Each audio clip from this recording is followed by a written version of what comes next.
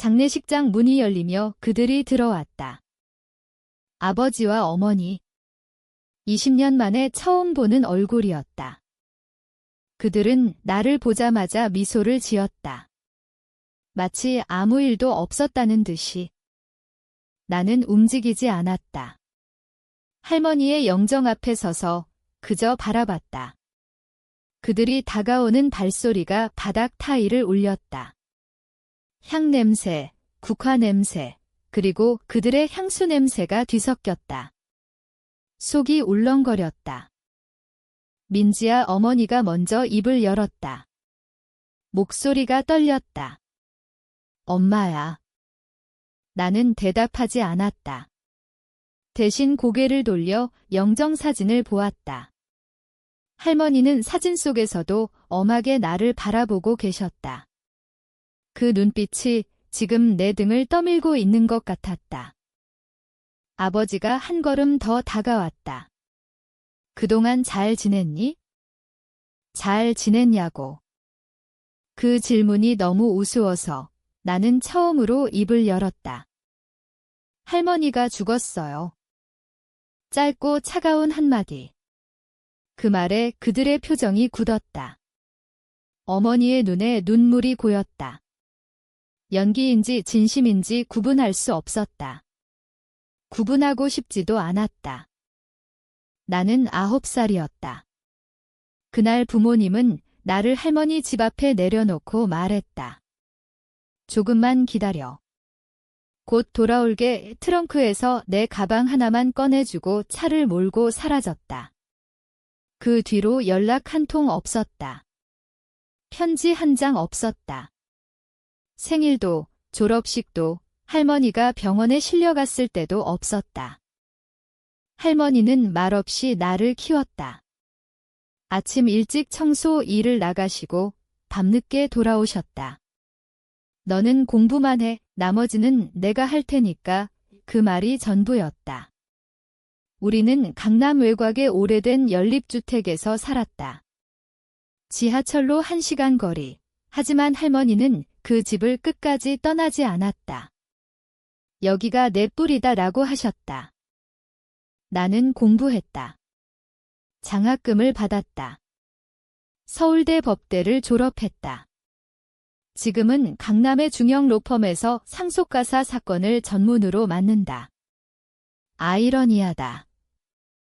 버림받은 아이가 상속 전문 변호사가 되었다. 할머니는 지난해 겨울 폐렴으로 입원하셨다가 돌아가셨다.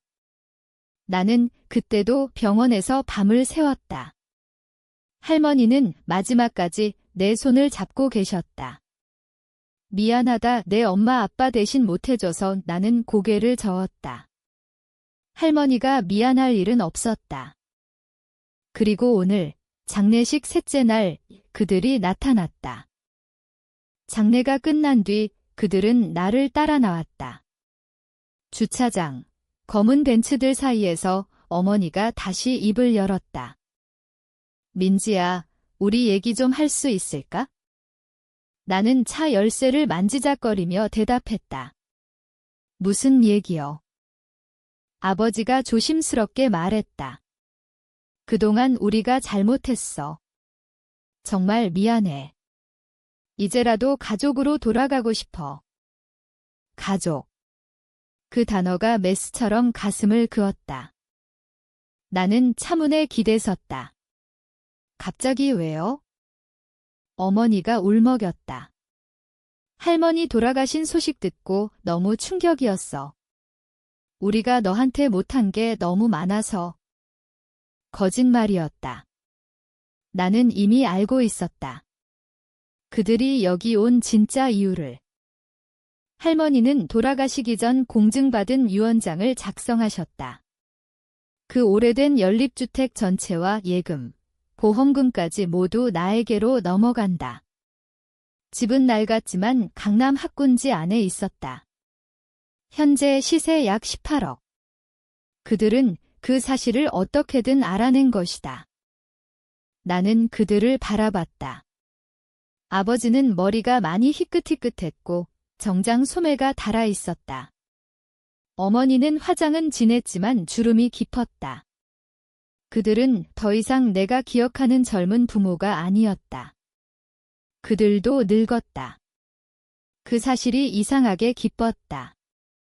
오늘은 피곤해요. 내가 말했다. 나중에 연락드릴게요.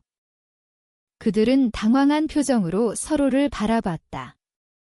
내가 먼저 떠날 줄 몰랐던 모양이었다. 집에 돌아와 나는 유언장을 다시 꺼내봤다.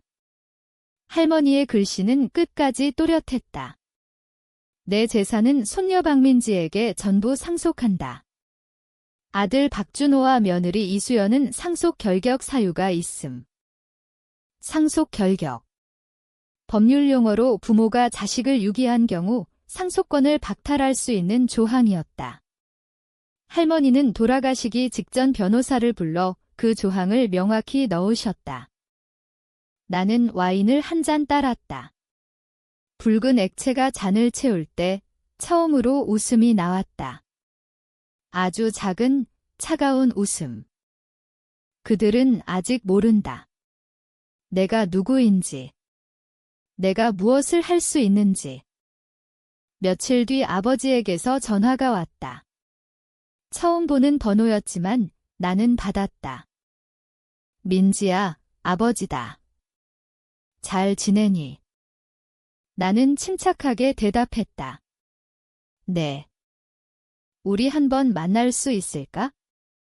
제대로 사과하고 싶어. 나는 잠시 침묵했다. 그리고 말했다. 좋아요. 토요일 오후 강남역 카페로 오세요. 전화를 끊고 나는 노트북을 열었다. 그들의 현재 주소, 직업, 가족 관계를 검색했다. 이제는 쉽다. 사람들의 정보는 인터넷에 널려 있다. 아버지는 인천에서 작은 무역회사를 운영 중이었다. 신용불량 기록이 여러 건, 어머니는 백화점 판매원.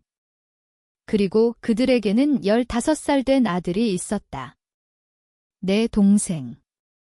이름은 박민준. 나는 그 아이의 학교 홈페이지 사진을 봤다. 웃는 얼굴이 아버지를 닮았다. 가슴 한쪽이 묘하게 저렸다. 하지만 곧 가라앉았다. 토요일, 약속한 카페. 그들은 30분 일찍 와 있었다. 내가 들어가자 일어나 인사했다. 어색한 포옹 시도. 나는 살짝 피했다. 대화는 조심스러웠다. 그들은 과거를 핑계댔다.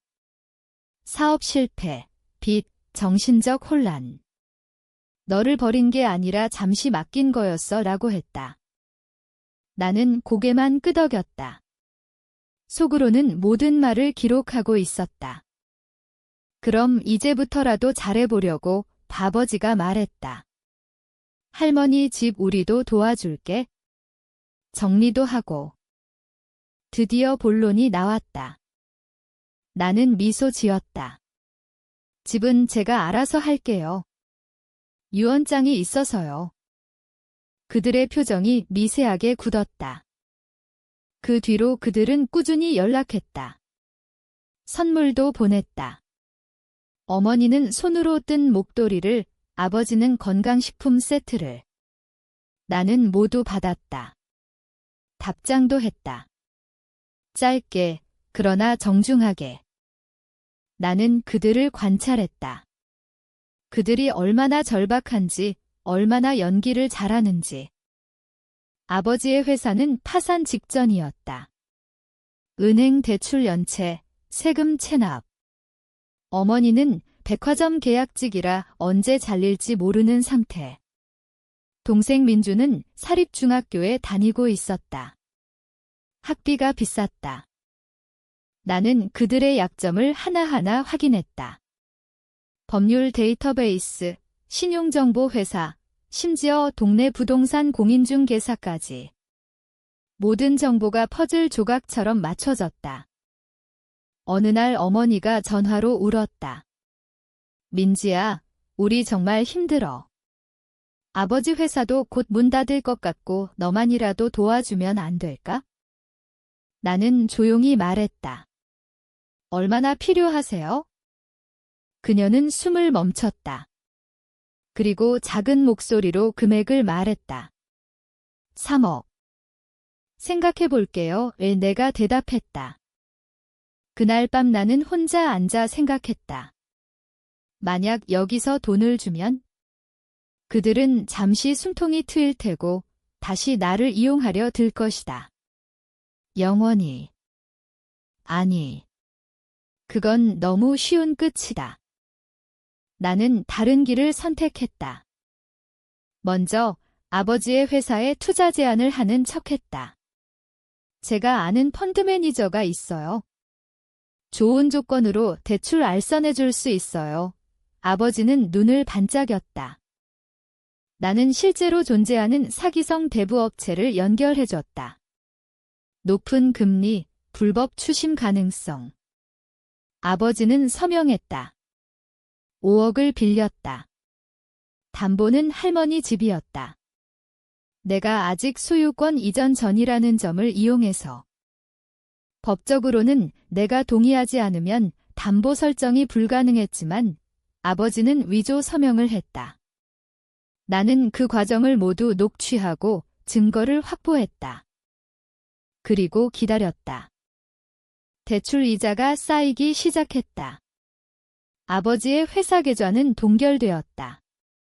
추심 전화가 밤낮 없이 울렸다.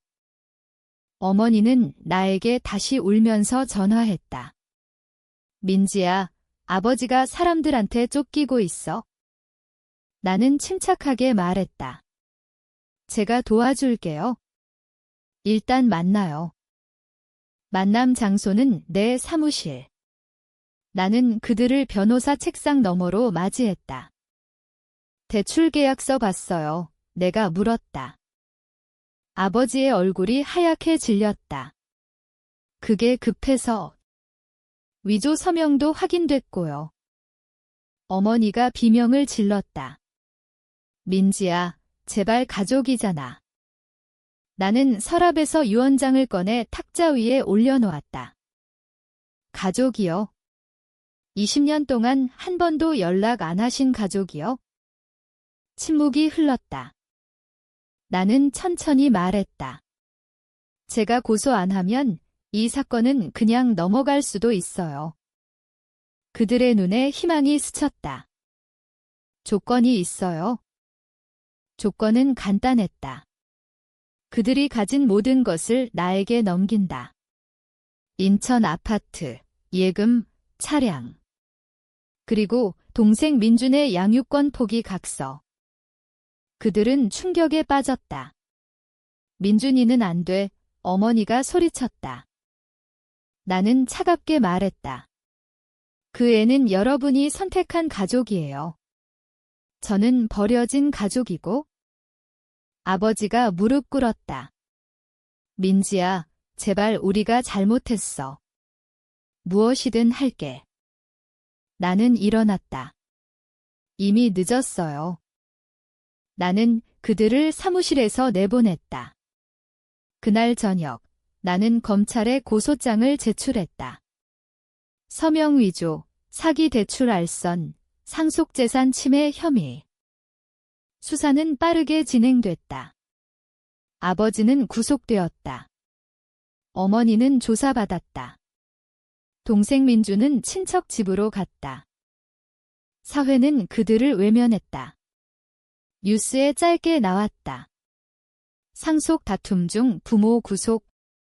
나는 그 기사를 읽으며 아무 감정도 느끼지 못했다. 그런데 이상했다. 승리가 이렇게 텅 빈 느낌일 줄은 몰랐다. 밤에 잠이 오지 않았다. 할머니의 영정사진을 보며 물었다. 이게 맞는 걸까요? 할머니는 대답하지 않으셨다. 어머니가 마지막으로 전화했다. 교도소 면회실에서. 민지야, 엄마 잘못했어. 정말 미안해. 내 동생도 너처럼 버려지게 할 순 없어. 나는 잠시 침묵했다. 그리고 말했다. 이미 늦었어요. 전화를 끊었다. 손이 떨렸다. 처음으로 나는 거울을 봤다. 눈이 푹 꺼져 있었다. 웃어보려 했지만 얼굴이 굳어 있었다. 나는 이겼다. 완벽하게. 그런데 왜 이렇게 공허한 걸까? 아버지는 재판에서 징역 3년을 선고받았다. 어머니는 집행유예. 그들의 아파트는 경매로 넘어갔다. 동생 민주는 결국 고아원으로 갔다. 나는 그 사실을 알았지만 움직이지 않았다. 나는 할머니 집을 팔지 않았다. 여전히 그곳에 산다. 낡은 벽지, 삐걱거리는 마루, 할머니가 쓰던 작은 책상. 모든 것이 그대로다. 동료들은 나를 축하했다. 어려운 사건 잘 해결했네. 나는 미소 지으며 고맙다고 했다. 하지만 밤이 되면 그들의 얼굴이 떠올랐다. 무릎 꿇던 아버지, 울부짖던 어머니. 그리고 사진 속 웃던 민준이. 나는 그 아이를 한 번도 만난 적 없다. 그래도 가끔 꿈에 나온다. 누나라고 부르며. 나는 깨어나 창밖을 본다. 강남의 불빛이 여전히 반짝인다. 이 도시에서 모두가 뭔가를 쟁취하려 애쓴다. 가족도, 돈도, 명예도. 나는 이미 다 가졌다. 그런데 왜 이렇게 아무것도 없는 기분일까? 어느 날 교도소에서 편지가 왔다. 아버지의 글씨였다. 민지야, 내가 옳다. 우리가 죄값을 치러야 한다. 다만 내 동생만은 부탁한다. 나는 편지를 읽고 찢었다. 쓰레기통에 버렸다. 그런데 손이 다시 쓰레기통으로 갔다. 조각난 종이를 주워 다시 붙였다. 책상 서랍 깊숙이 넣었다. 나는 아직 결정을 못했다. 지금 나는 다시 장례식장에 서 있다.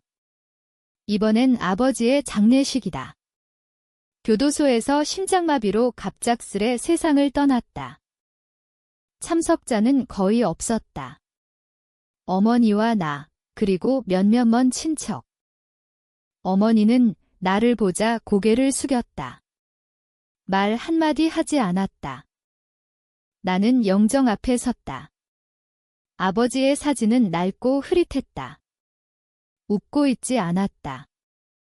어머니가 조용히 물었다. 민지야, 이게 내가 원하던 거니? 나는 대답하지 않았다. 그저 국화꽃을 하나 올려놓았다. 장례를 마치고 집으로 돌아오는 길 비가 왔다. 서울의 거리는 여전히 번잡했다. 나는 차 안에서 혼잣말을 했다. 이게 공평한 걸까? 아무도 대답하지 않았다. 나는 아직도 모른다.